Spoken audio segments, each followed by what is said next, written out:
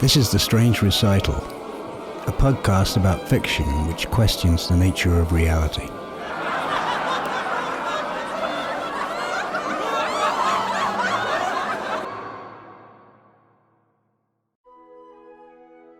Everything was perfectly swell.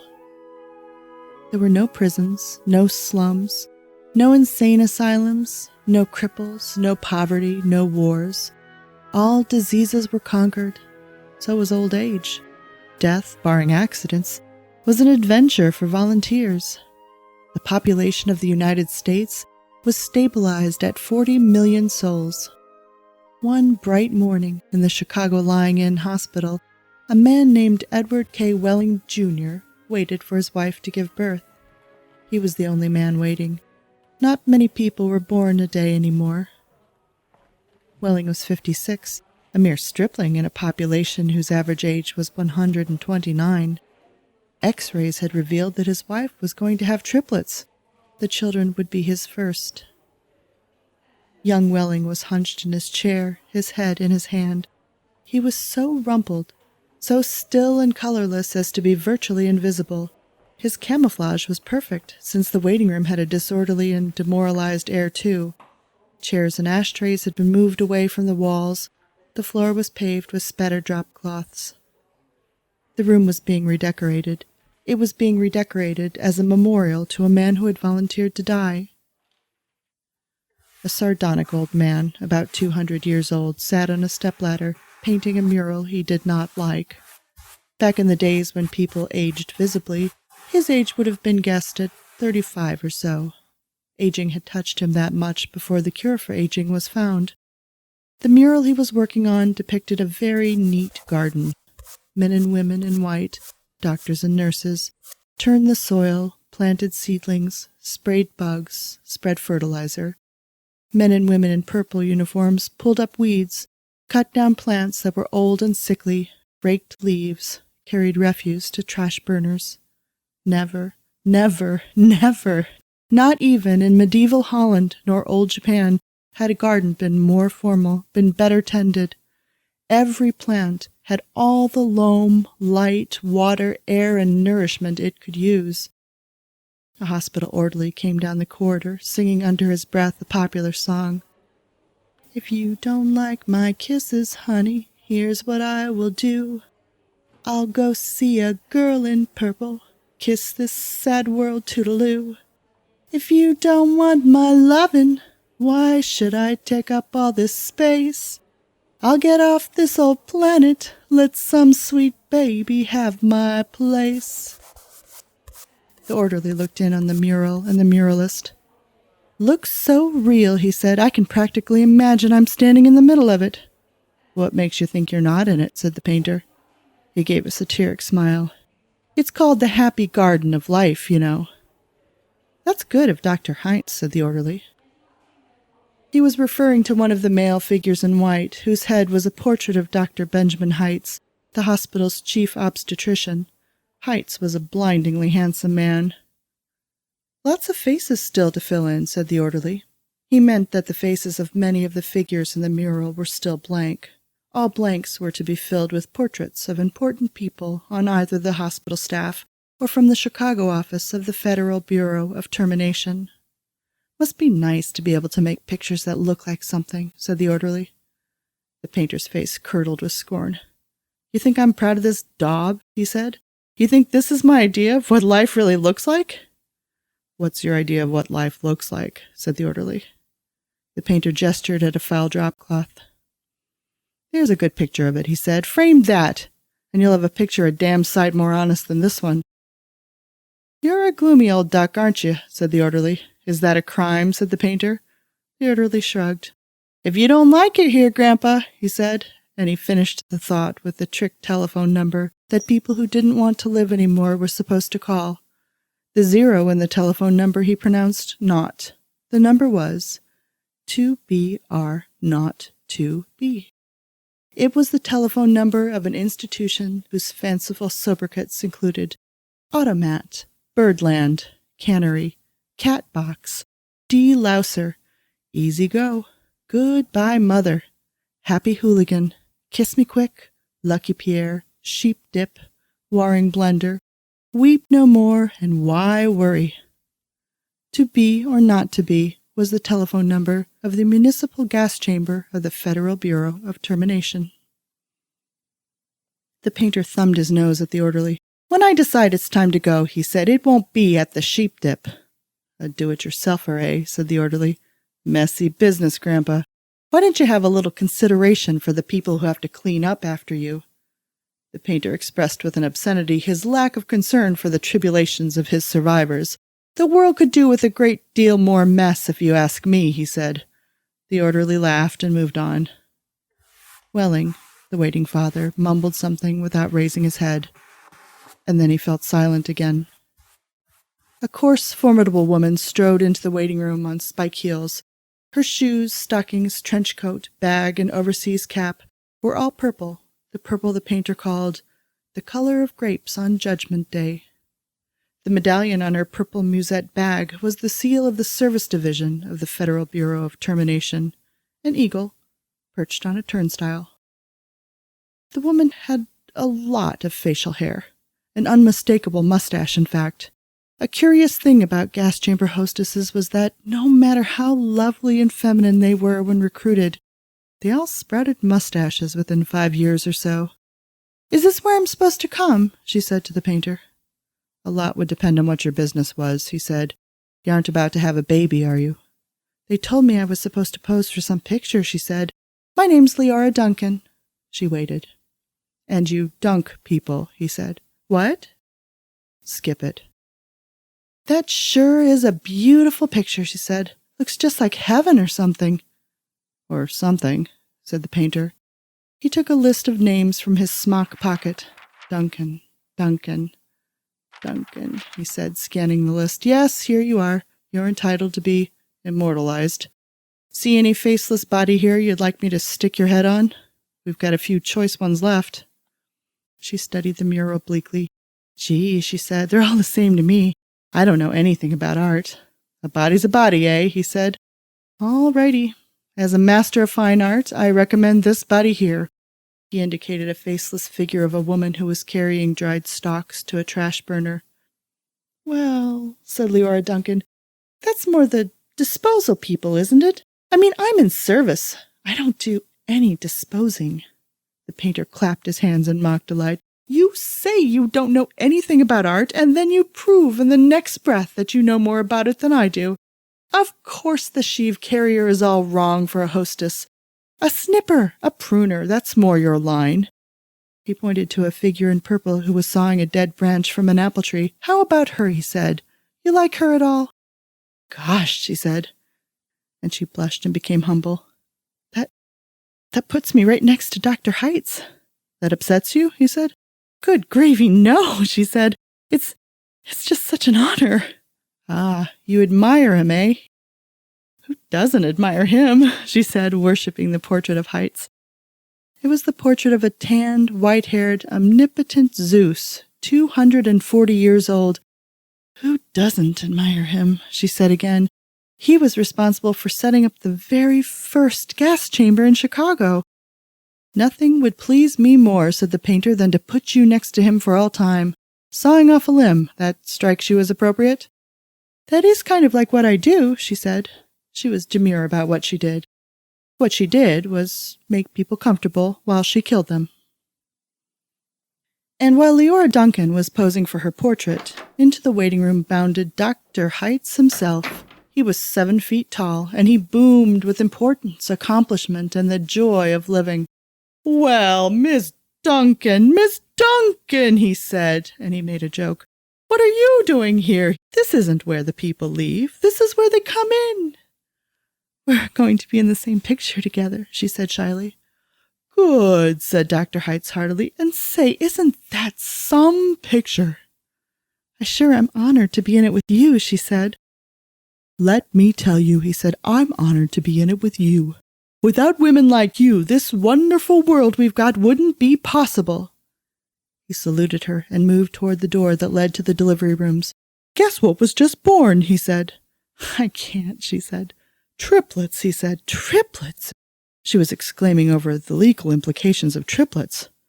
The law said that no newborn child could survive unless the parents of the child could find someone who would volunteer to die. Triplets, if they were all to live, called for 3 volunteers. Do the parents have 3 volunteers? Asked Leora Duncan. Last I heard, said Dr. Heitz, they had 1 and were trying to scrape another 2 up. I don't think they made it, she said. Nobody made 3 appointments with us. Nothing but singles going through today, unless someone called after I left. What's the name? Welling, said the waiting father, sitting up red-eyed and frowsy. Edward K. Welling, Jr. is the name of the happy father-to-be. He raised his right hand, looked at a spot on the wall, gave a hoarsely wretched chuckle. Present, he said. Oh, Mr. Welling, said Dr. Heitz, I didn't see you. The invisible man, said Welling. They just phoned me that your triplets have been born, said Dr. Heitz. They're all fine, and so is the mother. I'm on my way in to see them now. Hooray, said Welling emptily. You don't sound very happy, said Dr. Heitz.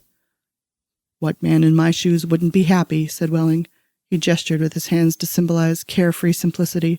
All I have to do is pick out which of the triplets is going to live, then deliver my maternal grandfather to the happy hooligan, and come back here with a receipt. Dr. Heitz became rather severe with Welling, towering over him. You don't believe in population control, Mr. Welling? He said. I think it's perfectly keen, said Welling tautly. Would you like to go back to the good old days, when the population of Earth was 20 billion, about to become 40 billion, then 80 billion, then 160 billion? Do you know what a druplet is, Mr. Welling? Said Heitz. Nope, said Welling sulkily. A druplet, Mr. Welling, is one of the little knobs, one of the little pulpy grains of a blackberry, said Dr. Heitz. Without population control, human beings would now be packed on this surface of this old planet like drupelets on a blackberry. Think of it. Welling continued to stare at the same spot on the wall. In the year 2000, said Dr. Heitz, before scientists stepped in and laid down the law, there wasn't even enough drinking water to go around, and nothing to eat but seaweed. And still, people insisted on their right to reproduce like jackrabbits, and their right, if possible, to live forever. I want those kids, said Welling quietly. I want all 3 of them. Of course you do, said Dr. Heitz. That's only human. I don't want my grandfather to die either, said Welling. Nobody's really happy about taking a close relative to the cat box, said Dr. Heitz gently, sympathetically. I wish people wouldn't call it that, said Leora Duncan. What? Said Dr. Heitz. I wish people wouldn't call it the cat box and things like that, she said. It gives people the wrong impression. You're absolutely right, said Dr. Heitz. Forgive me. He corrected himself, gave the municipal gas chambers their official title, a title no one ever used in conversation.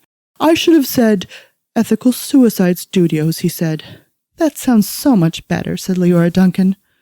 This child of yours, whichever one you decide to keep, Mr. Welling, said Dr. Heitz, he or she is going to live on a happy, roomy, clean, rich planet thanks to population control. In a garden like that mural there. He shook his head. 2 centuries ago, when I was a young man, it was a hell that nobody thought could last another 20 years. Now centuries of peace and plenty stretch out before us as far as the imagination cares to travel. He smiled luminously. The smile faded as he saw that Welling had just drawn a revolver. Welling shot Dr. Heitz dead. There's room for one, a great big one, he said. And then he shot Leora Duncan. It's only death, he said to her as she fell. There, room for 2. And then he shot himself, making room for all 3 of his children. Nobody came running. Nobody seemingly heard the shots. The painter sat on the top of his stepladder, looking down reflectively on the sorry scene. The painter pondered the mournful puzzle of life, demanding to be born, and once born, demanding to be fruitful, to multiply and to live as long as possible, to do all that on a very small planet that would have to last forever. And all the answers that the painter could think of were grim. Even grimmer, surely, then a cat box, a happy hooligan, an easy go. He thought of war. He thought of plague. He thought of starvation. He knew that he would never paint again. He let his paintbrush fall to the drop cloths below, and then he decided he had had about enough of life in the happy garden of life, too. And he came slowly down from the ladder. He took Welling's pistol, really intending to shoot himself, but he didn't have the nerve. And then he saw the telephone booth in the corner of the room. He went to it, dialed the well-remembered number, 2BR02B. Federal Bureau of Termination, said the very warm voice of a hostess. How soon could I get an appointment? He asked, speaking very carefully. We could probably fit you in this afternoon, sir, she said. It might even be earlier if we get a cancellation. All right, said the painter. Fit me in, if you please. And he gave her his name, spelling it out. Thank you, sir, said the hostess. Your city thanks you. Your country thanks you. Your planet thanks you. But the deepest thanks of all is from future generations. That was 2B02B, written by Kurt Vonnegut and narrated by Astri Fingerhut. This recording came from LibriVox.org and is in the public domain.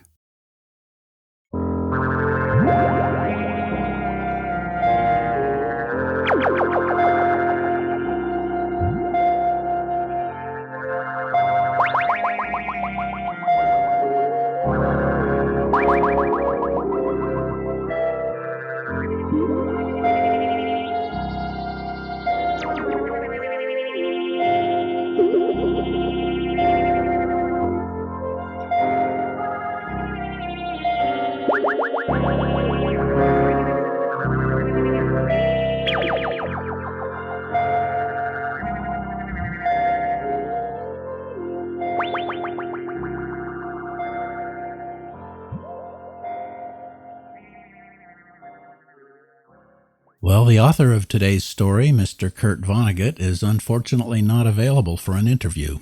Apparently, he's booked elsewhere. Yes, so instead of talking with him, we'll be talking about him. Well, this story, To Be or Not to Be, comes from 1962. Vonnegut had published 2 novels by then, Play a Piano and The Sirens of Titan, and Cat's Cradle would come out the next year, so his fame was just beginning. But I didn't know about that at the time. I wasn't even in the US. In fact, I was in London just learning the alphabet. So, what was the cultural context? Well, I would say he fits in with the other postmodern American novelists of the 60s and 70s.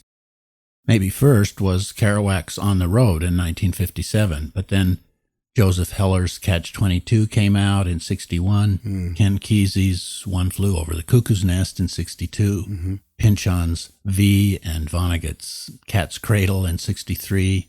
All of these authors were caught up in the anti-war, anti-government zeitgeist of the times. Catch-22, then Slaughterhouse-5 in 1969, and Gravity's Rainbow in 73, all bring a black comedy perspective to the trauma and insanity of World War II. And then the Korean War appears in the 1968 novel MASH by Richard Hooker, which then, of course, spawned the 1970 movie and the 1972 TV series. For all of these books and writers, their current reality or backdrop was the Vietnam War, as well as the assassination of JFK in 63. So that was the American scene that I was growing up in, even though I didn't start to be aware of the books until the late 60s. I found it interesting that Vonnegut's novels, The Sirens of Titan from 1959 and Cat's Cradle from 63, were both nominated for the Hugo Award, a science fiction prize. But neither of them was really a classic science fiction novel. There was satire. Yeah. Similar to Be or Not to Be, he was using sci-fi conventions to point out the absurdities of current culture and human behavior. Yes, I like the way he juxtaposed very dark material with absurd humor, like Heller did in Catch-22. For both of them, that was all informed by actual war experience. Yeah, Vonnegut was a prisoner of war in World War II and was in Dresden during the Allied firebombing that completely destroyed the city. That had to be pretty traumatizing. Yeah. It inspired his biggest book, Slaughterhouse-Five, in which he makes various strange authorial maneuvers like mixing fiction and autobiography, using a first-person metafictional frame and putting time travel and space aliens into an anti-war story. Yeah. And repeating "so it goes." I suppose that's why it gets the postmodern label. A favorite book of mine.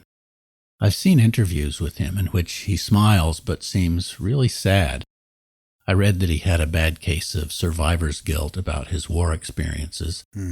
Also, his mother committed suicide and his sister died of cancer a few days after her husband died in a car crash. Vonnegut and his wife raised their 3 children along with their own 3 children. So tragedy was a part of his existence and colored his outlook on life, as if part of him always wanted to die or have the world die. Which brings us back to 2B or not to be. It's tricky to say. There's the obvious reference to Hamlet's famous speech, which seems to question the point of living. Mm-hmm. And then, perhaps, the painter in the story is Vonnegut himself. So maybe you are right about part of him wanting to die. Yep. His mother came from money, which was all lost in the Great Depression. Then she tried to become a novelist, but was never successful. And then she committed suicide. There's an irony to that, considering what he became. Or maybe not. The title of this story, using numbers to replace words because of their similar sounds, is very much like modern texting vernacular. It must have had quite a futuristic ring to it when the story was published in 1962. I first read 2BR02B as an anti-eugenics story. It reminded me of the Georgia Guidestones, a granite monument in Elberton, Georgia, erected anonymously in 1980 that had inscriptions meant as guides for the future of the world. Human population should be limited to 500 million, reproduction should be guided, etc. Of course, in 1980, there were already more than 4 billion humans, so what does that mean? Well, one solution is described in 2BR02B. Yeah. I didn't know about the Georgia Guidestones. Are they still there? In 2022, the monument was destroyed by a bomb attributed to an anti-New World Order group. So anyway, Vonnegut's future society seemed like the perfect solution to please the eugenicists still among us, of which I'm quite sure there are many. I thought the story was pointing a satirical finger at the whole idea of forced population control. But then I thought more about the end of the story, and I saw that maybe what was really there was a bleak fatalism. Vonnegut only sees a hopeless, insurmountable problem. This is the same kind of thinking that's in Paul Ehrlich's extremely influential 1968 book, The Population Bomb, in which he predicted worldwide disaster for the 21st century as a result of overpopulation, based on the idea that humans are mostly just useless eaters, a narrow materialistic philosophy. And time has shown even up until now that he's been wildly wrong in all his doomsaying predictions. But Vonnegut fully bought into that propaganda, as many people still do. Well, these days I've been reading that the birth rate's declining in many countries, causing concern and making some governments offer financial incentives for people to have children. Mm-hmm. And then the sperm count in males has been dropping quite rapidly over the last 30 or 40 years, I gather. No one's quite sure why. It's thought to be perhaps linked to chemical pollution. Could be. Maybe all that plastic. Should it continue, it might well mean the extinction of the human race in the not-too-distant future. But who's to say how many people there should be on the planet, or if there should be any at all? There's no simple answer. You know, I was once leafing through one of my father's books, one of those books which speculated on the future that seemed so popular in the 60s. I opened it up, and the first thing I read was that domestic terrorism was going to become a problem. But I digress. Another of Vonnegut's short stories that's perfect for our times was called Harrison Bergeron, about a future society where everyone is forced to be equal. Sounds great. Anyone who naturally excels is brought down to the lowest common denominator by various techniques like body weights or distracting noises in headphones. It's an exaggeration of our current delusional drive toward equity of outcomes for everyone. Another depressed nightmare vision. Yeah. You know, I always think that he wrote Trout Fishing in America. It was written at about the same time as 2BR02B, but not published until 1967. I read it in the 70s, and it seemed to have some kind of effect on me. I can't remember exactly what. But he wasn't the author, it was Richard Brautigan. I looked it up. I don't know why I always think Kurt Vonnegut wrote it. Maybe he should have. Or perhaps it's just some synaptic short circuit in my brain. It must be the three-syllable last names, Vonnegut, Brautigan. Could be. Yes, Brautigan fits in here too, although he was younger than the other authors we mentioned, and less political, and weirder. Also very depressed, he committed suicide in 1984. He's more associated with the 60s counterculture, which is probably why I've read more Brautigan than Vonnegut or the others. I even tried, with no success, to get permission to feature one of his stories on the podcast. I love that stuff. Another thing that strikes me about this story is that the father of the triplets murders the doctor and the nurse and then kills himself to make room for the 3 newborn children. So in effect, he's breaking the law in order to uphold it. Mm-hmm. What does that mean? Is Vonnegut suggesting that no matter what we believe, we're trapped in our own time, something beyond us? Even the artist who doesn't approve of the custom ends up calling the assisted suicide line. Maybe there's no way out of the society that surrounds us. We cannot help but be a part of it, no matter what we think. Yes, even to the point that it's invisible, like water to fish. We can try our hardest to have an objective view, but we're inside it. Like Alan Watts said, teeth can't bite themselves. Indeed. I think we've reached the end. Okay. Should I meet you at the Bureau of Termination? It's certainly an option. This is The Strange Recital, on the web at thestrangerecital.com. The music on this episode was Morgenstimmung from Peer Gynt, Suite No. 1, Opus 46 by Edvard Grieg, and Last Rites for Maria Capovilla by Monroeville Music Center. This is episode 23071.